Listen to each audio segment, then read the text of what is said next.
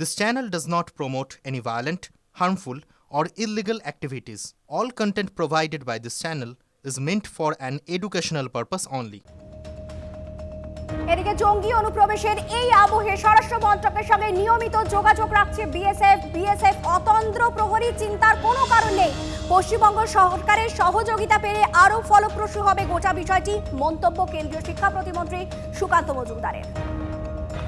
প্রত্যেকেই সতর্ক আছে।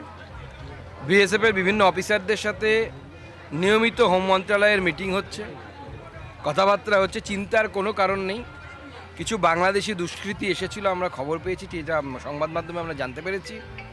তারা ফেন্সিডিল এবং এই ধরনের কিছু পাচারের চেষ্টা করছিল, তারাও ধরা পড়েছে।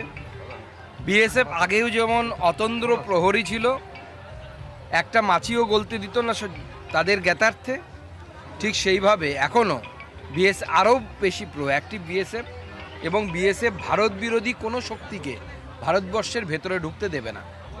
আমরা পশ্চিমবঙ্গ সরকারের সহযোগিতা চাই। পশ্চিমবঙ্গ সরকারের সহযোগিতা পেলে পরে এই কাজকে ভারত সরকার আরও অনেক ফলপ্রসূ করতে পারবে।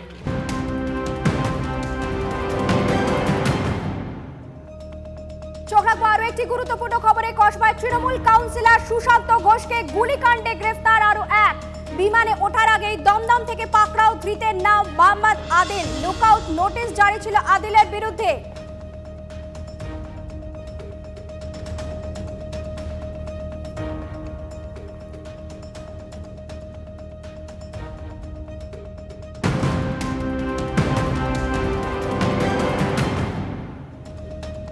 আরো একটি চাঞ্চল্যকর খবর এই মুহূর্তে সামনে আসছে। মালদায় ছাত্রী খুন, ফারাক্কায় পচা গলা দেহ ছাত্রীর উদ্ধার হয়েছে বলে খবর পাওয়া যাচ্ছে। আমরা কথা বলবো, আমাদের সঙ্গে রয়েছেন সরাসরি আমাদের প্রতিনিধি সুব্রত। কি ছবি উঠে আসছে এই মুহূর্তে? দেখো, গত রবিবার থেকে এই ছাত্রী, ইঞ্জিনিয়ারিংয়ের ছাত্রী নিখোঁজ ছিল।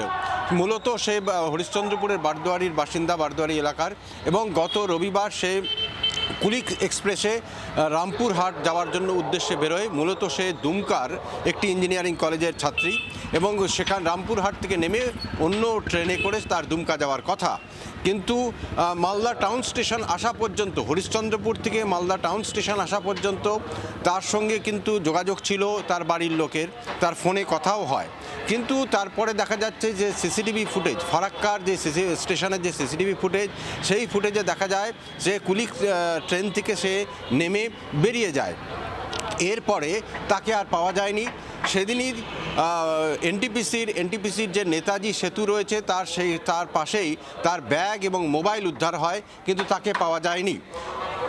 এর মধ্যে যেটা উল্লেখযোগ্য বিষয়, গত শুক্রবার তাদের বাড়িতে একটি অচেনা নাম্বার থেকে একটি মেসেজ আসে মোবাইলে, যে সেখানে বলা হয় যে তারা তার মেয়ের খোঁজ দিতে পারে, কিন্তু তার বিনিময়ে 2 লক্ষ টাকা দিতে হবে।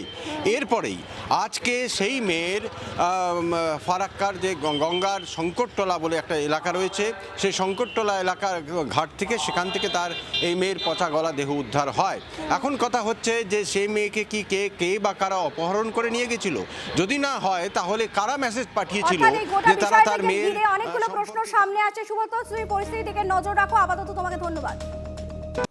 যে কথা বলছিলাম, যে অভিষেক বন্দ্যোপাধ্যায় আজ সিমলা স্ট্রিটে গিয়েছিলেন, সেখানে কি ছবি উঠে এলো আপনাদের সামনে তুলে ধরবো। পথ প্রদর্শক হয়ে ভারতবর্ষকে তার সময়ে পথ দেখিয়েছিলেন। আজকে আমাদের সেই কথাগুলো সকলের স্মরণ করা উচিত। প্রত্যেকে, জাতি, ধর্ম, বর্গ, বর্ণ, দলমত নির্বিশেষে আমি আপনাদের সকলকে স্বামীজির জন্মদিবস আমি বলবো না, তার কারণ জন্ম তাদের হয় যাদের কোনো না কোনো সময় মৃত্যু ঘটে। আমি আবির্ভাব দিবস বলব।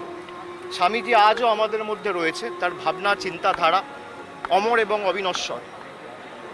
আমি আপনাদের সকলকে স্বামীজির আবির্ভাব দিবসের সাথে সাথে আজকে জাতীয় যুব দিবস, আজ থেকে 41 বছর আগে ভারত সরকার এই জাতীয় যুব দিবস ঘোষণা করেছিল 84 সালে।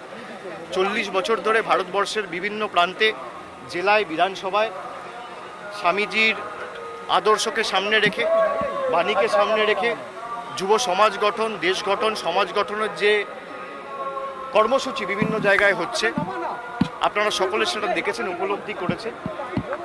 আমি জাতীয় যুব দিবসের সকলকে শুভেচ্ছা জানাচ্ছি। আমার বয়োজ্যেষ্ঠ অগ্রজ যারা রয়েছেন তাদের সকলকে আমার প্রণাম শ্রদ্ধার্ঘ্য।